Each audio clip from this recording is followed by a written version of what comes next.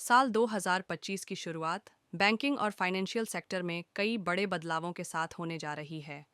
Reserve bank of India (RBI) ने non banking financial कंपनियों (NBFC) और हाउसिंग फाइनेंस कंपनियों (एचएफसी) के साथ-साथ फिक्स्ड डिपॉजिट स्कीम्स के लिए नए दिशा निर्देश पेश किए हैं। इसके अलावा हर पखवाड़े (फोर्टनाइट) यानी हर महीने के 15 दिन और आखिरी दिन में क्रेडिट जानकारी डेटा अपडेट करना अनिवार्य होगा।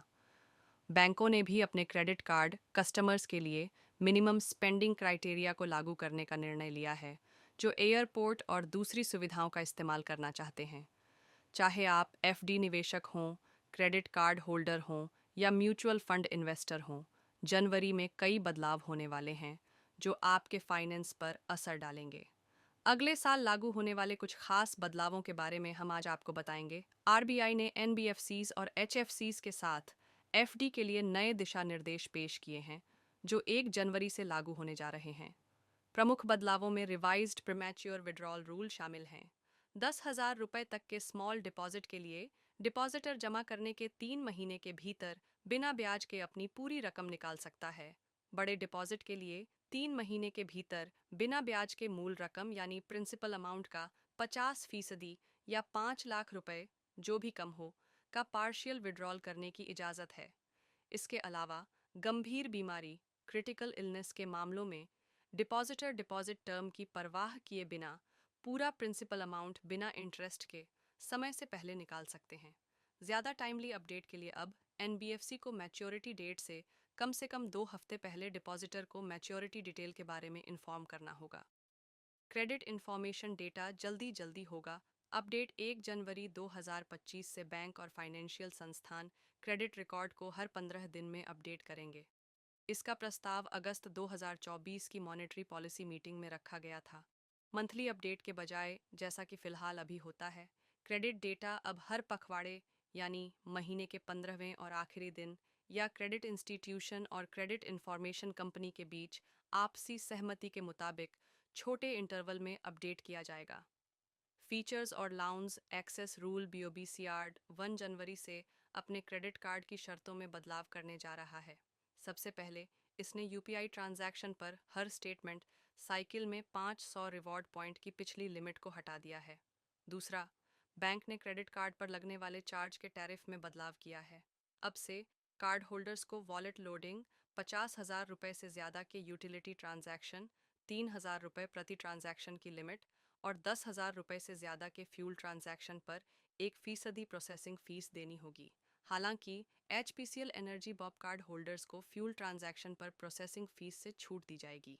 इसके अलावा अगर बीओप कार्ड होल्डर पिछली तिमाही में मिनिमम स्पेंडिंग रिक्वायरमेंट को पूरा करते हैं, तो वो complimentary domestic airport lounge access के लिए एलिजिबल होंगे। न्यूनतम खर्च की सीमा कार्ड के टाइप के मुताबिक अलग अलग होती है, जैसे कि इटर्ना क्रेडिट कार्ड के लिए 40,000 रुपये एवं वरुणा प्रीमियम और प्रीमियर क्रेडिट कार्ड के लिए 20,000 रुपये है। उदाहरण के तौर पर, जैसे जनवरी मार्च 2025 तिमाही में इटर्ना क्रेडिट कार्ड पर कॉम्प्लीमेंट्री लाउंज एक्सेस के लिए आप तब एलिजिबल होंगे जब आपने अक्टूबर दिसंबर 2024 तिमाही में कम से कम 40,000 रुपये खर्च किए हों। जिस तिमाही में आप लाउंज एक्सेस करना चाहते हैं, उससे पहले की तिमाही में आपको मिनिमम स्पेंडिंग रिक्वायरमेंट को पूरा करना होगा। नए जारी किए गए कार्ड्स के लिए पहली तिमाही के लिए मिनिमम स्पेंडिंग रिक्वायरमेंट से छूट दी गई है। नई लाउंज एक्सेस पॉलिसी पेश रुपे क्रेडिट कार्ड होल्डर्स को 1 जनवरी से नई लाउंज एक्सेस पॉलिसी की आदत डालनी होगी। यह पॉलिसी खर्च पर आधारित है, जिसका मतलब है कि कार्ड होल्डर्स को पिछली तिमाही में उनके खर्च के आधार पर कॉम्प्लीमेंट्री लाउंज एक्सेस मिलेगा। खर्च पर आधारित स्तर इस तरह हैं: 10,000 रुपये से 50,000 रुपये के बीच खर्च करने पर प्रति तिमाही 2 कॉम्प्लीमेंट्री लाउंज विजिट टियर 1 मिलते हैं, जबकि 50,000 रुपये से 1 लाख रुपये से ज़्यादा खर्च करने पर 4 कॉम्प्लीमेंट्री लाउंज विजिट टियर 2 मिलते हैं। यानी ज़्यादा खर्च करने पर ज़्यादा लाउंज विजिट करने का ऑफर मिलेगा। 1 लाख रुपये से 5 लाख रुपये टियर 3 से ज़्यादा खर्च करने पर 8 कॉम्प्लीमेंट्री लाउंज विजिट का मौका मिलता है और 5 लाख रुपये टियर 4 से ज़्यादा खर्च करने पर प्रति तिमाही अनलिमिटेड कॉम्प्लीमेंट्री लाउंज विजिट का मौका मिलता है। यह lounge access policy RuPay credit card के चुनिंदा वेरिएंट पर लागू होती है, जिसमें सेलेक्ट, सिलेक्ट, प्लेटिनम, प्लैटिनम और हायर वेरिएंट शामिल हैं। इन्वेस्टमेंट प्रूफ फाइल करें। ज़्यादातर कंपनियां अपने कर्मचारियों से जनवरी के महीने में फाइनेंशियल ईयर के दौरान किए गए टैक्स सेविंग इन्वेस्टमेंट का प्रूफ जमा करने के लिए कहती हैं। हालांकि यह प्रोसेस लास्ट मिनट यानी जनवरी के बजाय जब से फाइनेंशियल ईयर शुरू होता है यानी अप्रैल में शुरू की जानी चाहिए।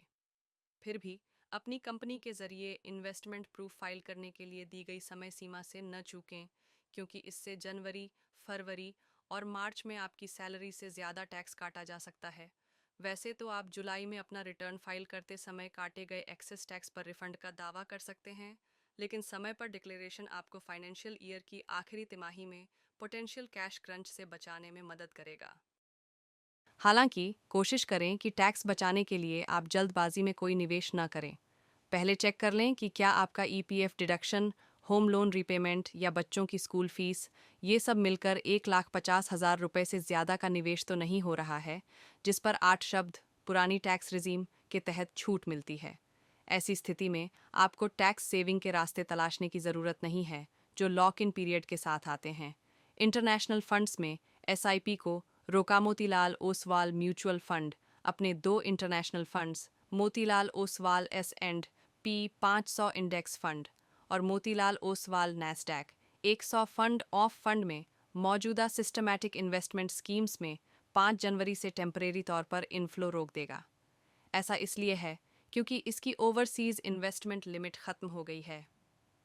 ओवरसीज सिक्योरिटीज में निवेश करने के लिए एसेट मैनेजमेंट कंपनियों के लिए अवेलेबल अपर लिमिट $7 बिलियन है।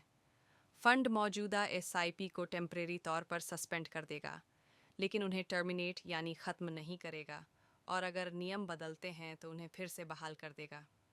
टेम्परेरी तौर पर इनफ्लो रोकने से रिडम्पशन, विड्रॉल या फंड ट्रांसफ़र पर कोई असर नहीं पड़ेगा।